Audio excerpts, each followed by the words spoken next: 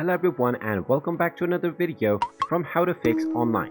In this video, I'm going to show you how to fix bad video quality on Netflix. So let's get started right away.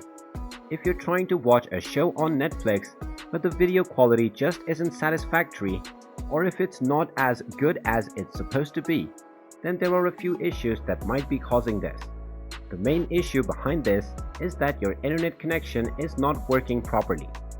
So make sure that you have a stable Wi-Fi or Ethernet connection by opening up any other website, and if the website is running smoothly, then this means your internet connection is working just fine. You can also try running a speed test to see if your speed is lagging behind. In most cases, a slow speed of your internet connection is the number one reason why your shows are not playing in the optimal quality that it should. So try running a few speed tests, and if your download speed is good enough, then just go ahead and refresh the movie or show that you are watching, and this time your video should play back in the full quality. And there you have it. That is how easy it is to fix bad quality on Netflix.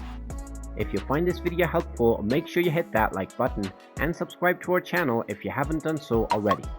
Also ring that notification bell to never miss another update from us. Thank you for watching, and I will see you again in the next video.